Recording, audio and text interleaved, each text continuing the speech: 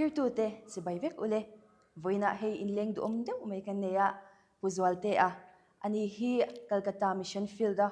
rungbol lai mek ani a voina komna hun chatak mai kan han nei dona kan lom hle ani puzwal te chi bai chi bai le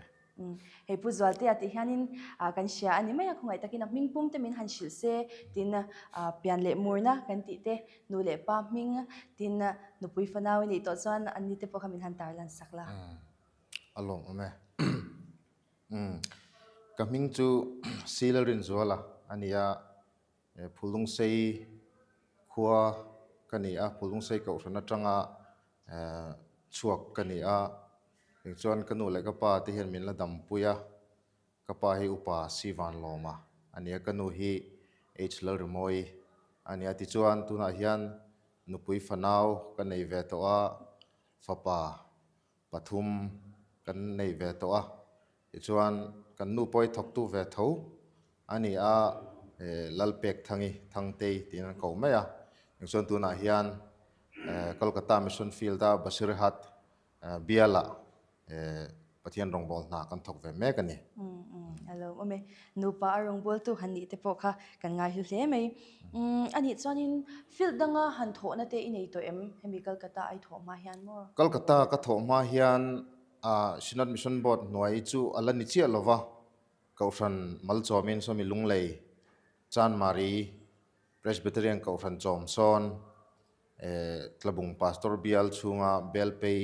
kwa anti chakma kwa son evangelist teacherin kumsang ni le som pathum khan kawa thok ve a solaya lo thok mek pisai thangpui tuna chon pensioner ani to a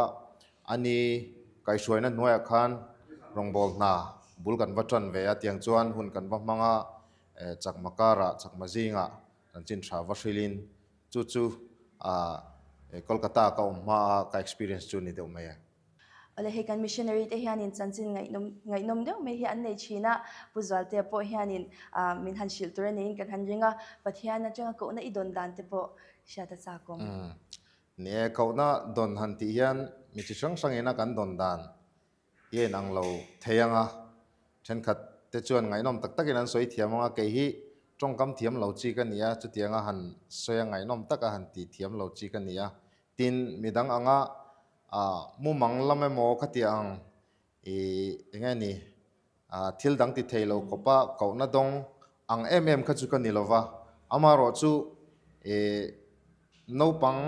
kan di lai Sunday school atanga kal chowa KTP ate theyang to kanin man chho apathiana pian tharna ka han chan chho ve atang khan pathian thu kan share hian le bikin mathai bung som ni poriat chho te kan share hian mi zong zong hi pathian hian achan chin thra hril tur le arong bol tur hian min ko ni hian ka hria keima ni rong bol dan kong khachu kong sang sang an om theyang amaro chi keimana kalo hriat thiam ve dan chuan keipo hi ko ve ka ni ti kha keimana kalo in hriat dan ania kha thu ka thiar chiar thang khan chu wang chuan chu pathian thu chuan min ne a min zuya thil dang ti tum ve mek ka ni lain rongbol na kong lama hian ka kaltani ole he Kolkata izukal wanga enge izuk khentir khanin lung len na te kha kan ringa mani hanin kho ngoi tang te kha omem nie ka soi fo thin angin u nau zinga anau pang pol ka ni wang hian kanu le ka pa te hi anbula tin ka kho satama tin kho har chi hi kalo ni ve shim bo ke ma hi lung leng chi tiang chi chu kania missionary kanin pek khan kan lu tir khan kalo be seidan chon solai kan thona masa bel peilama te khan kan thokle mai in kalo in ring dewa amaro chu kan ho tu lamten vairam lama central india lama min da that tadaya ka be sei lo le ka ril ru apo kalo suang to ngai lo ne kan thleng thla kha kan thil ti phung engkim mai kha lo dang lam vek maya kan ei in dan te thil chi sang sang kha lo in ang lova tin tong kan hrelo boka kan thiam lo boka tiang chuan blind te in hun kan manga chumi kara chuan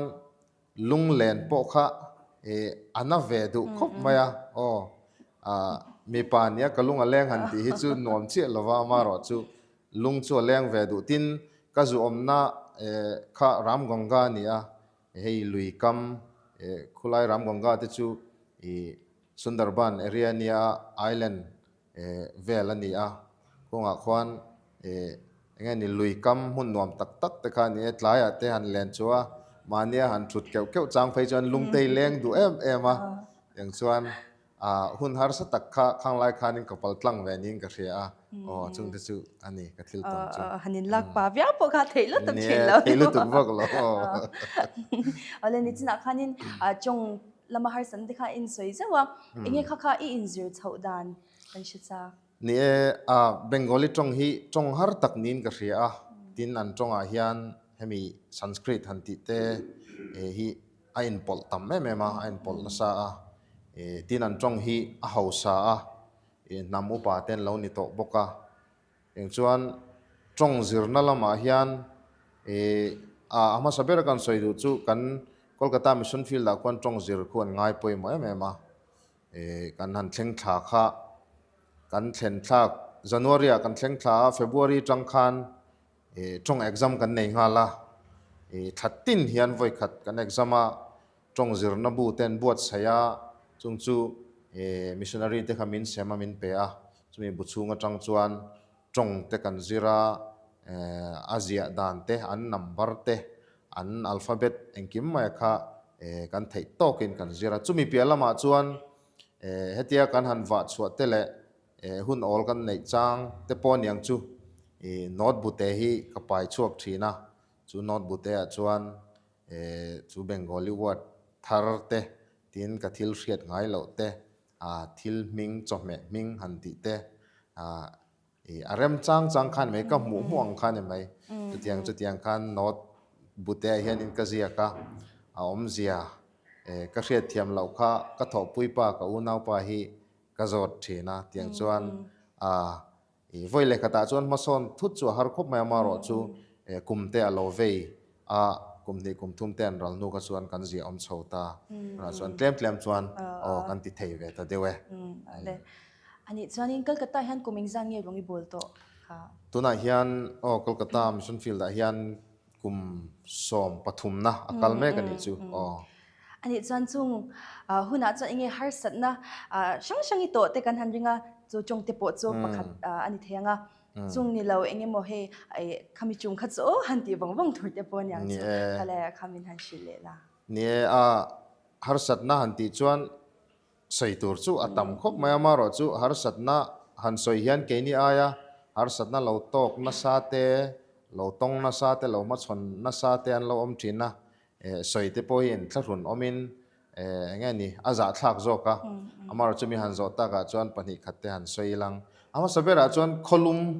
kholum ku bei tham fe nin ka reve ke hi thlan nga chi ka nia kholum khu chu tun thleng hian hei kum somoral nu po hian bei tham fe nin ka hria chu pakhat na ni ta selang adang le chuan rongbol na huang chunga hei ka han zuang lu ta kan lu thlak tir lampang te kha chuan dodal na le heng sakholian jok te tanga har satna min siam hi kan tong lu tuk lem lova zalen deuh tak hian rong te po kan bol thina group prochar han ti te tin home visit han nei te le mi kom tur han zon ti te po har satna kan nei lu tuk lova amaro chu tun kumli kumnga liamta vela tang khachuan kan chep chhota em a eng chuan har satna chi sang po kan tok ve a chu ta jinga chuan ku Kharagpur pastor bial akwanin bangka mun akwanin kanom thina ulai kwan kan sinot hian ram te leya biak in chete le thok tu quarter kan nei ve ta chuan kan khosa ve no a chu ta tang chuan area hi kan neya ka area kha zawang reng khop mai so lam Bangkura district te po kan vakaya kilometer somriat bial kha ani deuh maya kan bial kha vai khat chu kan kal chuana tur kha ei thlatin hian staff meeting ate hian kal chuana tur te rongbol na program hi kan set thina chuan film show nei turin rom hanna kan siama thlasik lai nia kan film show nei na mun tur kha kanom na tanga kilometer somsri somriat vel nia hlang reng khop maya chuan khulaya kan tho pui kan evangelist te nen ting chuan rom hanna kan siama zinga an thowa kanin boss saya projector chete hi kan nei ve a tin DVD player kan nei boka tiang chuan kan man ron nei ang te kha kan in siama ti chuan kan chuak pheita kal zela tluang de kan thlen chuan film chua tur te chuan ei thim deuh zan lampang ngai wang hian tlai te kha kan nga ka tiang chuan ron kal khom tur kan mi pui te po kan soma kan visita an ina te kan tloa film kan chua dona ron en ro u ron kal ro u ti te khan kan soma chuan khuan thima kan han chua trana kan tluang viau dona mo kan tia amara chu minute som panga som ni vel an kal ta tia khan an kho chung a an engeni sa kho shwai tu te ni mayang chu khang atang khan dau dal na kan tok ta a vanesia min i tharuman ron tho ngal boi boi lo a min ron warning ngala min kau sanga keile ka thian te helai tang hian in man ro le in thil zong zong hi suit ula minute som chuin kal bong ngal ro helai ko en voi khat ma rong kal to lo ula in mail kan hmule ni chuan in nun na ta na poyang an tia tiang chuan ka thian te khan lau ang reng ko be ke pe chu ka voi khat ton na ni wangin lo vak dan po ka thiam lova ngoi ro minute nga ti le lo kang te kal ti zo ka ke ma pe chuan ma se thil serious de mai kha lo ni kha lo ni ya tiang chuan man mo te vin kan man ruwa te kang chung kan DVD te kha kan shoot ta kan parda pe chu kan shoot man lo ni tiang khan shoot lovin kang kalsan to pa tiang chuan pathian thruai na in kutuar lovin kimdam takin kan tlan chok thei ta sawani ani chu angai nom thin hle mai te chuan inge hei lung le na te har sat na te ti han kan in zo chho cha cha ahlim om lama han kal ta ila inge han che chiat tu na ang te khai nei em in nei hin ka ring ni che chiat na chu atam angreng khop maya han soi don chu soi ber tur po ka thel ka che che na sa thin khop mai ke hi voi khat chu Baruipur pastor bial lama kan om lai ania kum khat kum ni vel kan thok to a tong phei chu kan la thiam lutuk lo an ma ni zeizia te kan zir vel mek chau khania ka thopui pa nen home visit in kan chuaka ei bengali te chu mi khwal te hi an ngai poi mo em ma an nei tui tha tha te hi min lo sopa tin ei thil thlum sweet te hin war mo sweet te min lo pe tiang khan ei tur chi sang sang kam min lo chopa thei te khami ma khan engani glass no hemi a thir chi steel no hian mo tuin tur aniang chu ka ti maya kha ka ma se kutsil na tur kha alo ni mela ano ka thian pa soile dan chan kutsil na turan ron chopa kha voile kha ta kan tlak pup anu je tlak angrewa ka thian pa khan mi ron signal a ma se ti wak ngai nom to sila ka in zo vek to bok sen kutsil na tur kha chung vel chu ni chu lo pa sai tur dang ta nga chu pa chu ni pot ro se ale alim ame hei puzwalte hi professional ministry a kan mi thiam tak mai ani a professional ministry omzia te kha kan han she do a ne professional ministry hi thil thar deu ni angin alanga amaro chu thil thar kha ani chuang lo aming hi tian an pusang deu kha ni maya heng kan local puisa to reng craft kan ti craft tailoring training kan ti puan thui zirna an ti te poi kha mi huang chunga telvek thau kha ni amaro chu professional han ti bi ka chuan hetia kan vazir ti rate hian anma ni engani anma ni ke a an din ve theina tur le engemaw income chete an lo nei ve theina tur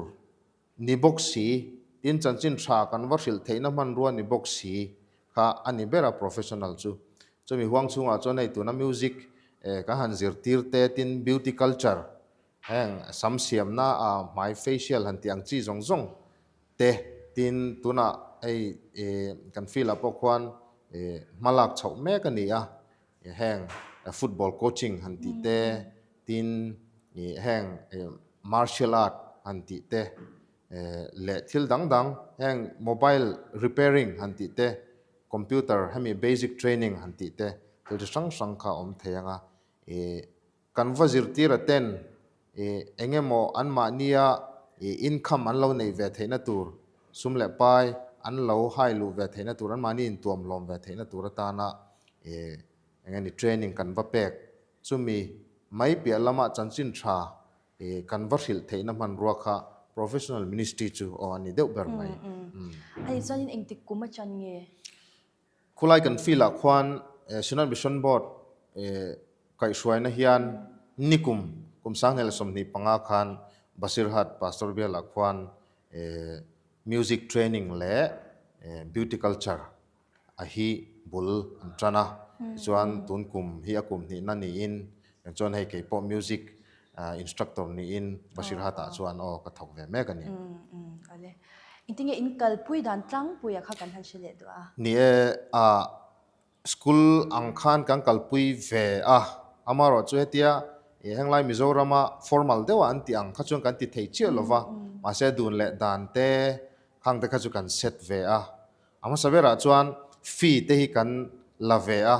hetia advertisement te kan vatia kan va eng lo hi chuan a free ang chuan kan va soi mai amaro chu fee che te kan la ve ni lelama chuan vai ho hi thil a free ni hianin angai hlu du lawang reng khop mai a free han ti chuan ngai lut lo na riau hian nei ni hianin a hriat tlata chu wang chuan admission fee a hian cheng zanga kan ti ve chuan monthly fee a cheng za kan ti ve amaro chu khat ta khan pe thei lo te har sa jok ten lo om chuan kan ti lui chuang me lova tin chu fee an pe ka po chu an ma ni tan tho khan kan da that saka tuna en tirnan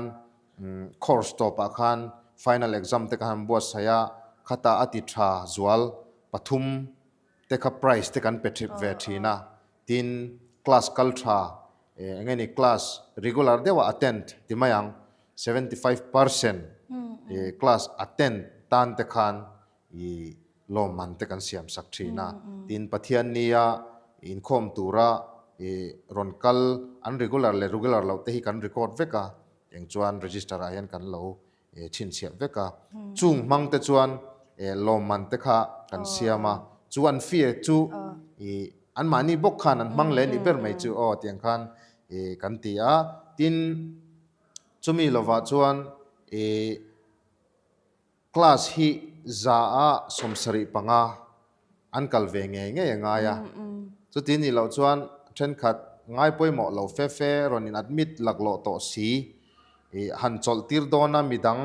alai laklo alak rem che to si lo kha om ve thina ni chung chuan za somsari panga class in aten anga ya chumi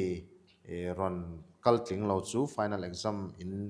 nei thei lovanga certificate po kan pe thei long cheu te kan ti tin chumi lawa chuan pol som pass chin i zirlai tan kan la achan chu guitar te keyboard te han zir chuan hei atama hian engeni an mani tonga soi thei che lo sap tong man angai na lai te om ve khang hre thiam phachin le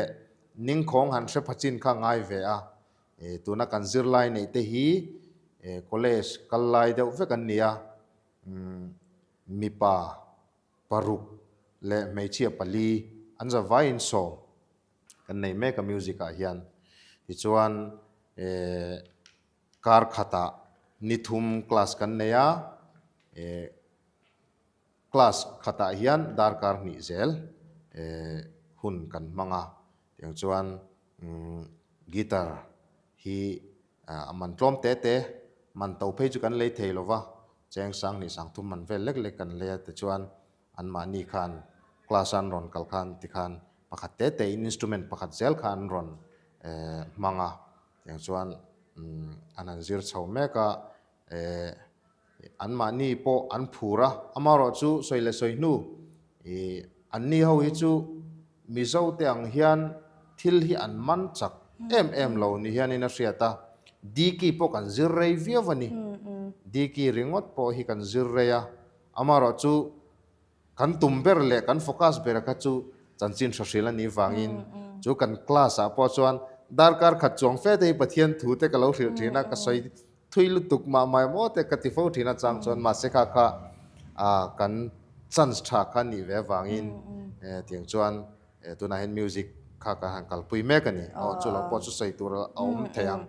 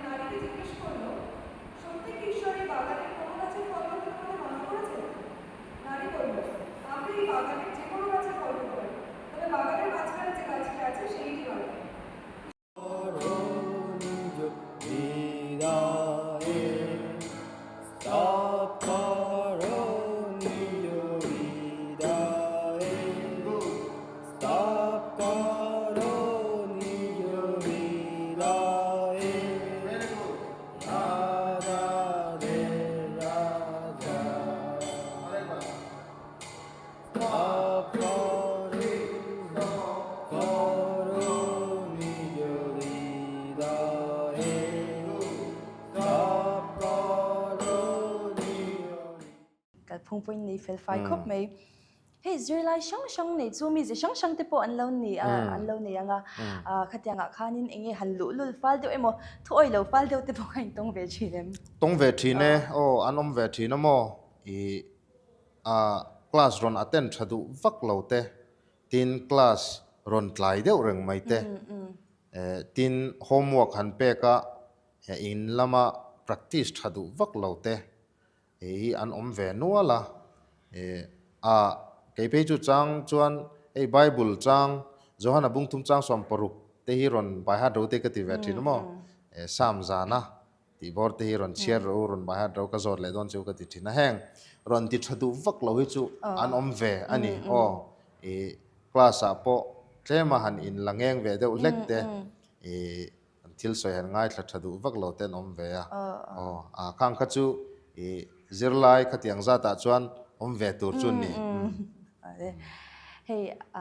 minol puina kan lo sia dan chuanin missionary te chu pathian thu shila tin ring thar te siam khatianga rongbol tur khan kan ngai dan kha ani amero chu enge professional ministry kan ti hianin rongbol na nangmani apui dan che u kha zona te po om thein kan ringa tin ni chana po khanin iron soi zuk to a khami han soi jaw sak ne professional ministry hi chu ni chuna ni kan soi ang khan ai puan thui te khang chi te kha an ni thei vek mai anga etia ka han thiat mai dan chun indirect evangelism te chu ani thei mai thaya amaro chu a direct te isok ni hen ka riani achan chu class an ron kal hian du tokin pathian thu ka lo phil thei ni an ina te vakal ngai lovin amo nisan nueva wa chu ngai lovin tikhan ke ma ni compound la kan building an ron kala class an ron atena du tokin pathian thu kan lo hril theya a direct zok dei ni hang ka re zoka amara chu khami kan soina ta ma kha chu eng ang po ni ta selang khalam kha chu poimo ber lowa rongbol na chuan kan mang tang kai chho viau don nin ka ria tin lela ma chuan ni e zoram lama tanga min lo ngai dan chuan kha kan professional ministry tang khan ring thar eng zange kan nei tiam baptist ma chang eng zange om ti te po ni thei mai theya amar chu ta kan soi ro chu tun vut vuta chuan baptist ma chang han nei thut te khang chi kha om chu an om thowanga amaro chu engeni khatiang anol pui timayang mo khang chi kha chu tlem chuan ala har devani ma sela chu ta poi mo chu kan pathian thu bok hian ka thu chuan thil ti nei lovin kan hnen aron thleng lawang a kir lawang atia chuwang chuan kha pathian thu kan hrilakha engtik nia makum nga hnuwa nia makum som hnuwa nia mo heta nu le pa pitar putar an ni hnuwa dei te po pathianin an thin lung kha a thlak dang lam sak theini chuwang chuan voina kan lo ti bera chu pathian thu kan lo hril hria a chanchin tha kan lo thrila la le suwa hi la le chandam tu ni ziate kan sual min tlan tu ni ziate kan lo thrila an ril ru thlak dang lam thei tu kha chu pathian ani chuwang chuan khami konga kha chuan elam zoram te po hian engani min lo ngai na thiam hri deuh te po kha ngai nin ka hria chung te chu kan soitel du a chumi mai pialama chuan tuna kan zir tir hawai kan zir lai hi tlema changkang deuh timayang quality nei deuh an ni heta engani tlema va back ward lutuk lo deuh khan ni hloma chuwang chuan heng har sana kan han to chang te buaina nek chep na enge mokha angchi kan to chang hian min tran ve thei em ani chung hona chon kan tan hian an ding ve a kan member ni in baptisma chang chula ni chia lo ma sela kan hnen atanga khatianga zir chhuak an ni wang te thil zir an ni wang khan min tran ve fo thin ani chu ringot po chu kan tan enge ni thil thatak khan ni ve hrim hrima hulaya bai vai takin tuma puntur nei lova han om chuan an ni kha an tangkai ve thei em ani chung konga te chuan ani atin an ma ni kaltlang hian an nu le pa te an u le nau te kan zir lai ni lo ta se an ma ni na po kan va len lu ngam mia lo na tur khan ya ma se an ma ni kaltlang khan an in chunga kan valeng lut theya choya te min soma thingpui na te min soma an nu le pa te an u nau an chung khat laina te mayang khang te po kha pathian thu kan hril thei ani chuwang chuan he professional ministry hi thil tangkai tak nin ka hria pathianin a hmang zelanga la tangkai zelang ti hi ka be sei tlata ka ring tlatani a hlu hle mai zirlai te inva zui dana kha kan shele du a course zo ani emo course kan lai me kan ni emo khalaya kha anu le pa te ne na enge angar tipo angar ni zirlai te hi kan zui ngal char char ani kan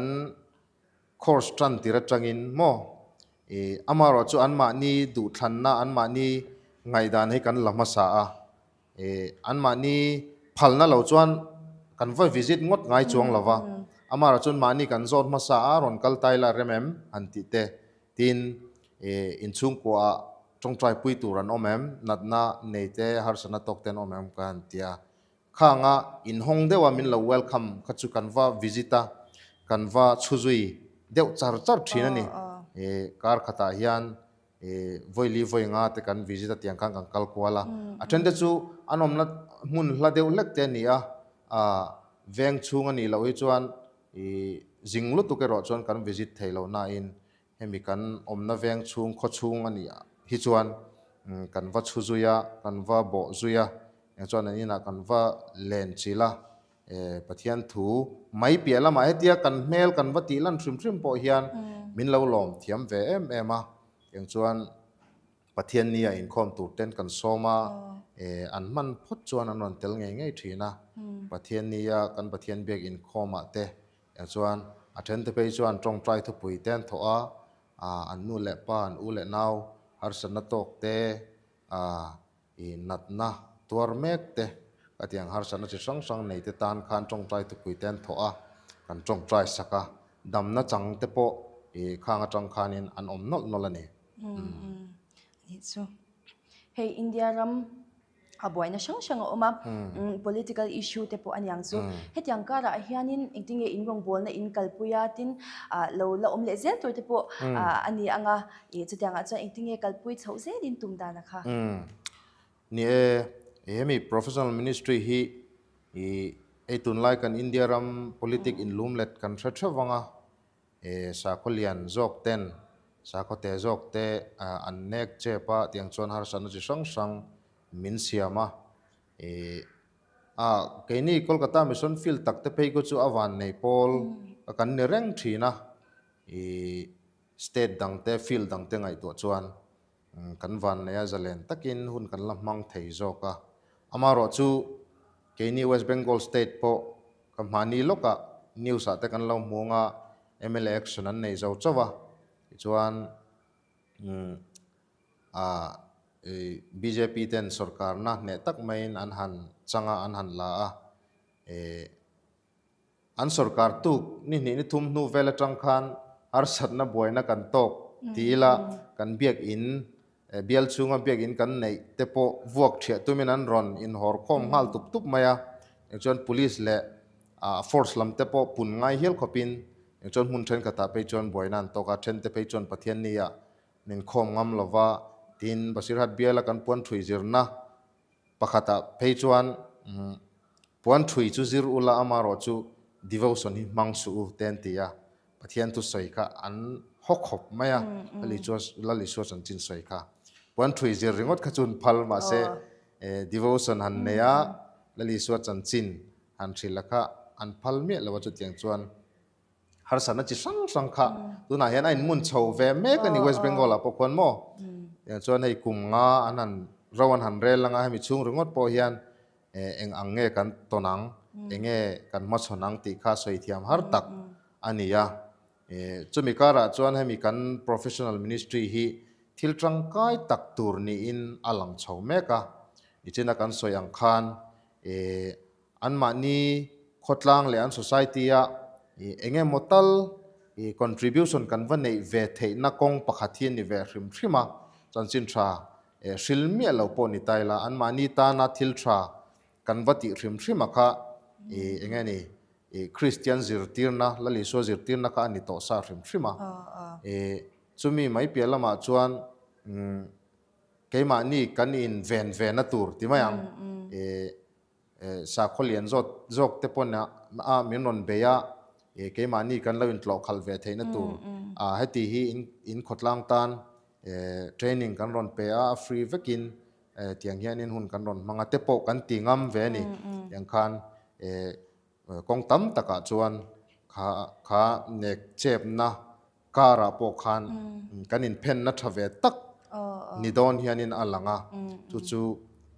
chanchin tha kan thil na mai pia lama keima ni rong bol la kal le zel tura tan po thil chen fa om tak ani chho tura kan be sei me ka tiang chuan kan kalpui chho me ka ni hei vona tam takte into ka tin ni china isoyang khan in devotion han man phallo khatyang te kha oma khatyang khan inge lul chwa han ti lui ang te kai nei chin ni achang chuan hei mi paril ru te lo chu ve chuan ti lui hi chu chak om thin khop mai amar chu kan pathian thu pok hian rule anga fing thu ro anga nun nem atia chu chuan soidon chun zau de na soi theyanga chumi huang chunga chuan kan rong bol na po ya khung len vek theyanga khang ang chi ril ru kan ham put chang po khan tharau thiang hlim in kha pathian thukal tlang khan min ron khoi non le thina film khuranga ye ti lui chi ni love